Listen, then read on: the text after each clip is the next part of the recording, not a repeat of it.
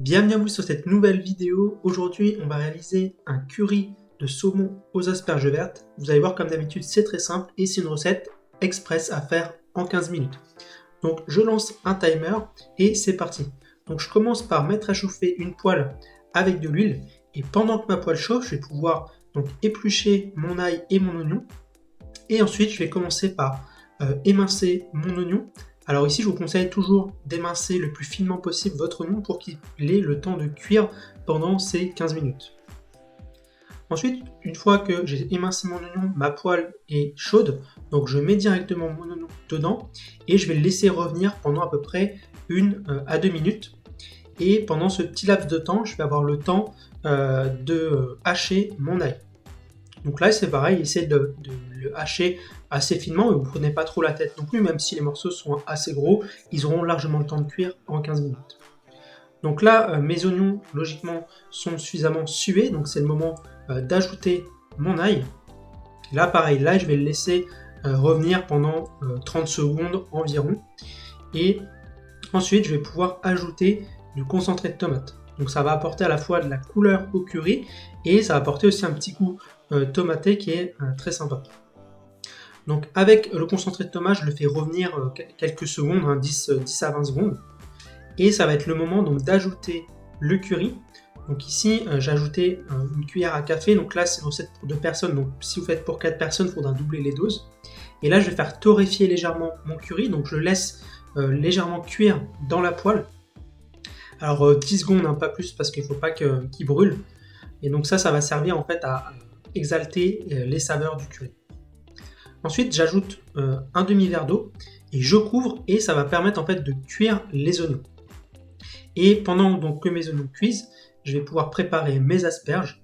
Donc ici, j'ai pris des asperges vertes et moi, avec les asperges vertes, ce que je fais, c'est que j'enlève le bas de l'asperge pour éviter de se retrouver avec des asperges un petit peu trop filandreuses et pas du tout agréables à la dégustation.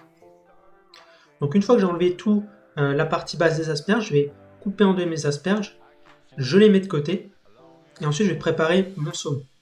Alors je jette un petit coup d'œil quand même dans la poêle.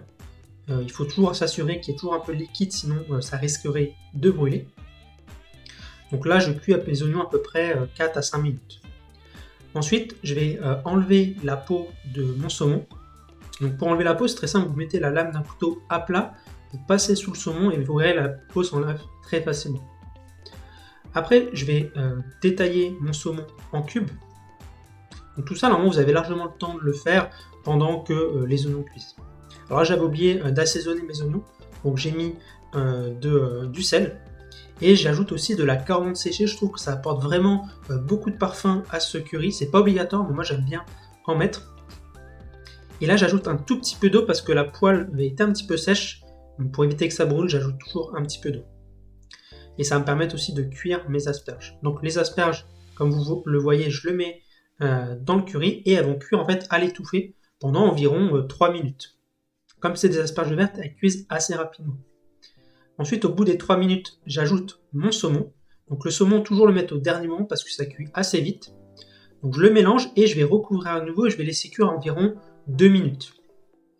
Donc là sur le timer il me reste environ 1 minute et ça va être le moment d'ajouter le lait de coco. Donc je l'ajoute vraiment en dernier pour pas qu'il soit trop cuit mais qu'il garde ce bon goût de lait de coco. Donc voilà, j'ajoute mon lait de coco. Là à ce stade mon saumon il est on va dire mi-cuit. Si vous préférez un saumon plus cuit, vous pouvez laisser 2 minutes de plus. Donc là, je laisse ensuite le lait de coco bouillir pendant à peu près 1 minute pour qu'il réduise un petit peu et que la sauce épaississe un peu. Donc vous avez vu, là, la recette est finie. J'ai mis 15 minutes. Donc vous avez vu, c'est vraiment très simple. Essayez de faire comme je fais, vraiment cuisiner en même temps que vous préparez. C'est la meilleure solution pour cuisiner en 15 minutes. Si la recette vous a plu, vous pourrez retrouver tous les ingrédients sur mon site. Vous avez le lien en description. Et n'oubliez pas de vous abonner et de liker la vidéo. Et je vous dis à une prochaine.